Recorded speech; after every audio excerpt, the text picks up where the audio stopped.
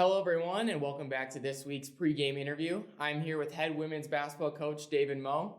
Coach and his Lady Trojan squad will be on the road again this weekend for some conference play with presentation in Mayville State. So, Coach, welcome back. Both you and your assistant coach, Jamal Branco, are alumni of Mayville State. What does it mean to you to go back and coach against your alma mater? It's fun. I spent a lot of time at Mayville. Graduated high school in 2003, and I was a freshman at Mayville that fall, and I didn't leave Mayville until I came here. And so I spent a lot of time there, still have a lot of really good, friends and relationships there. It's always fun to go back. Coach Branco was there for the 2 years that he played, his last 2 years. Actually, funny thing, when I got hired here, I told him, before he graduated that I was going to bring him on as an assistant whenever I get my first head job. And when I got the job here, I called him and said, "Hey, man, I got the job." He's like, "Congrats, where at?" I said, "Dakota State." He's like, "Absolutely not." And I was like, "What?" I forgot that Dakota State actually ended his season, both his junior and senior year. Oh. And so there's a little bit of animosity that just kind of adds to the whole Mayville, Dakota State thing. But it's really fun to go back.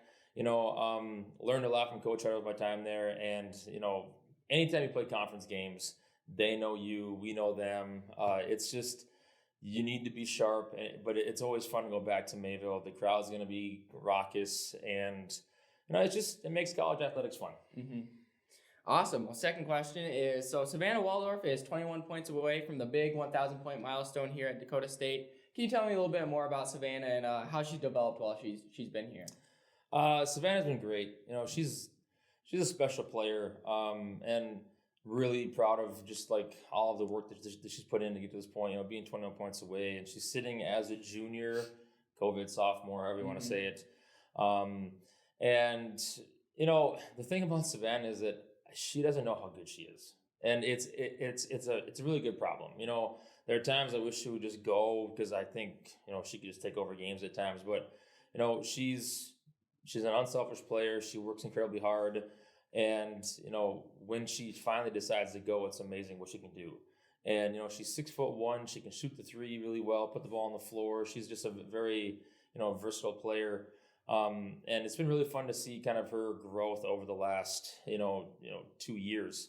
And that's also a testament to all the work she's put into the weight room and with Coach Vass. You might not be able to tell on the floor, but Savannah's gotten a lot stronger since she's gotten here. And that's just, all of that hard work and the work from Coach Vass and, that she's put into her game. And she has a chance to go down as one of the greats to put on a DC uniform. And it's been really fun to coach her. Yeah, she's been very fun to watch. So last question I have for you is, so with only 5 more conference games left in the season, how do you feel you need to finish off the season? And how does this year's team compare to where you were at last season? Yeah, 5 games left is crazy to think about. Flies by, doesn't it? It's wild. It's been a really fun year.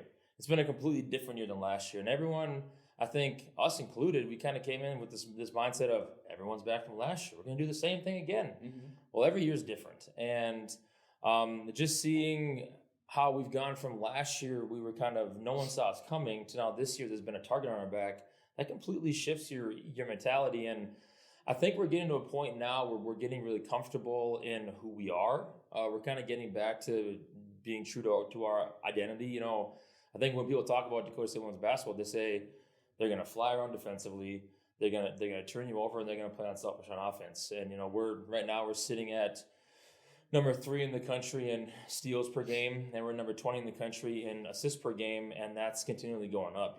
This last weekend we played some of our best basketball, and that's because we moved kids through quickly. We played incredibly hard and together on defense, and on offense we stayed really aggressive and shared the basketball. And if we do that, that's kind of our recipe for success. And this has been a different year. It's last year was really fun. This year's been really fun, and I'm really excited to see what this team can do as we continue to move forward. But we got to stay sharp to the rest of the conference season, and then it's playoff time, and then anything can happen. And I think our team is ready to make a run this year, and it's just been a really fun kind of wild ride.